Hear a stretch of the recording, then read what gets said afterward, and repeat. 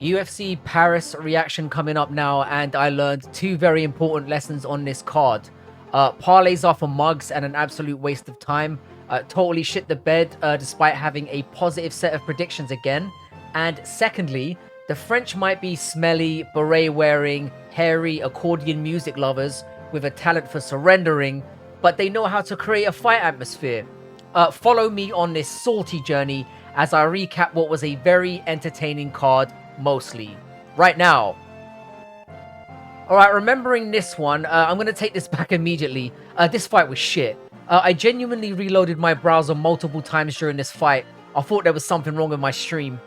Fairn spent the entire fight telegraphing some of the worst pillow punches and kicks I've ever seen watching this sport.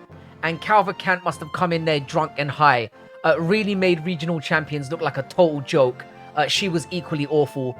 First round they did nothing, second round they did nothing, and third round Calvacanti touched her a few times. It's 12 hours after the event, and if they had let them continue, they would still be in there now doing nothing. This was horrible garbage. Calvacanti won this by decision by being more active, and at least I cashed this guy in the distance. Shocking fight, fired them both. Alright, another W for your boy here. Basharat proved he was legit and one to potentially look out for in this one. His first takedown was a little sloppy, but he managed to get Rodrigues down regardless and got to full mount. To my surprise, Rodrigues managed to get it back standing again. Must have drained all his XP though, as Basharat worked him up to the fence, landed another takedown, slid to half guard in slick fashion, and landed some nice elbows to soften him up. He then transitioned to an arm triangle, and Rodrigues had no choice but to tap. I thought he might make this harder for Farid, but this was pretty dominant. Finally got the bad taste out of my mouth after that opening amateur bout. Alright, I gave this one a lot of shit in my prediction, but to be fair, while this was unskilled, it was somewhat enjoyable. They both came to scrap, and Karma showed what an unforgiving bitch she really is. To cut a long story short, this was a messy fight. Both women exchanged. Time was spent in the clinch and on the ground, where both women have no jiu-jitsu skill to speak of, so that was kind of entertaining. I thought Edwards clearly won the first and the third, and Cornolle won the second. Don't know how the judges saw it any other way, but of course they picked the local fighter. It was kind of close. I said this would go the distance, it did, and Edwards was finally on the other end of a poor decision after snaking her last two. So fuck her. Again, I called this one reasonably well. Mckee can take an absolute battering and will probably be bounced out of the promotion again after getting pretty much curb stomped for 14 minutes. Loosa did exactly what I said he would do, dominate the majority of the rounds, and then run out of XP and survive an onslaught at the end. Loosa demonstrated some decent takedowns, and both men had moments standing, with Loosa generally having the better of it for 4 minutes of the first two, and Mckee coming on stronger towards the end of those rounds. It was a fun scrap that went the distance as I said it would. This should have been fight of the night for me. Mckee might get one more chance, but the UFC are pretty ruthless, and it wouldn't surprise me if he was back in Cage Warriors by Monday. Decent fight, and another W for your boy. Alright, this one was a short notice switch up, and I did not make a prediction on it. Very close fight, and the story was simple. Lapilus was better at range and spammed distance strikes. Loughran tried to close the distance and land takedowns, which were mostly unsuccessful, and tried to make it dirty and do damage up close. Ultimately for me though, the fight doesn't even matter. The UFC kind of did Loughran a little bit dirty on this one. He got the full Kevin Holland treatment.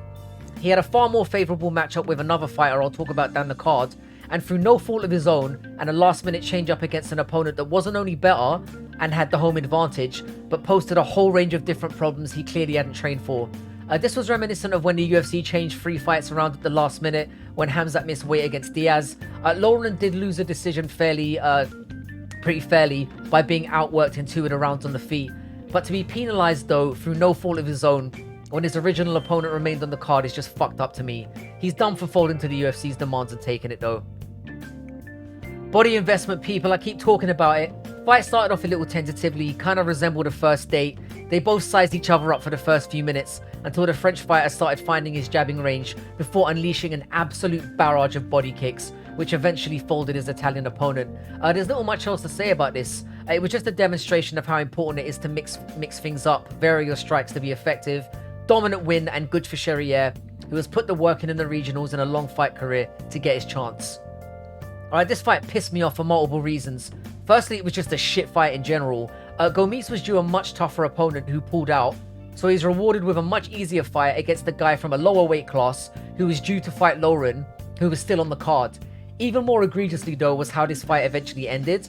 Despite facing the smaller man and looking unimpressive as always, Gomis is a fraud and I'm not going to let this go. He landed multiple nutshots throughout the fight, with the last one coming in the third, and the replay showed it clearly grazed the cup, yet the referee called it as legal and just stopped the fight. Like, why? Gomis was kind of winning though, unimpressively so, but when your own partisan hometown fans are booing you relentlessly at the end and you're crying, that pretty much sums up how stupid this was. It was a shit fight that never should have happened. Fortunately, I didn't make a prediction on this one either. Yeah, I nailed this shit. Oezdimir was impressive. Big leg kicks to start off, which is so underrated in his game, and for a moment they traded and potentially could have finished each other.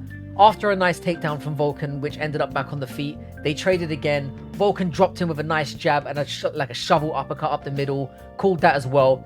He followed him to the ground, softened him up with strikes until Guskov clearly wanted out and gave up his neck for the RNC. Nice win for Oezdimir, and the win streak continues for me. Until now. A really good performance by Saint Denis. Showed he has really continued to level up in one particular area. He's always been relentless in his striking volume, but his ability to mix into takedowns with no fear of being beaten on the ground against an opponent in Moises who's pretty competent down there is what really impressed me here. He essentially broke Moises here with pressure. Won the first round doing damage and just relentlessly pushed forward. He did land 2 bad nut shots which should have been docked, but ultimately wouldn't have mattered. I was confident that this was going to go over 2.5 to cash on the last leg of my parlay, and the frustrating part of this was that Moises essentially wilted with 20 seconds to go in the second. Saint Denis will be ranked on Monday, and despite how salty I am to have lost the parlay, I'm looking forward to seeing him matched up in the future at the next level. He comes to fight and I love him for that. This man is going to live and die by the sword, and it's going to be fun to watch. Alright, then came the death of parlay number 2. I picked Rose in the build-up, but I assumed she would actually put the work in to fill out her frame for the weight class. She looked like a small child in there. Fiorot was bigger, stronger, more active in the first 2 rounds, winning them pretty clearly, and it was obvious that Rose was not going to have the power to hurt her. It kind of felt like cat and mouse in there pretty much. Rose did apparently break her finger in the first round, but I don't think it would have changed the outcome. Rose did have a more active third round. It was too little too late though at that point. She's done at the top level. Fair play to her for taking her shot, but she's pretty much pissed her career away and has a complete idiot of a nonce in her corner that doesn't know what the fuck he's doing in there. Terrible corner advice again, but she was physically overmatched here anyway. The damage was done in the preparation. Give that bitch a cheeseburger. You're a strawweight.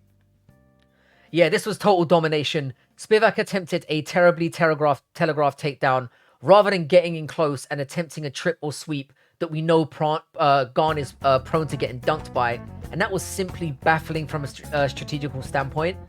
Then he pretty much just stood around getting treated like a heavy bag until Gane upped the volume and finished the fight in the second.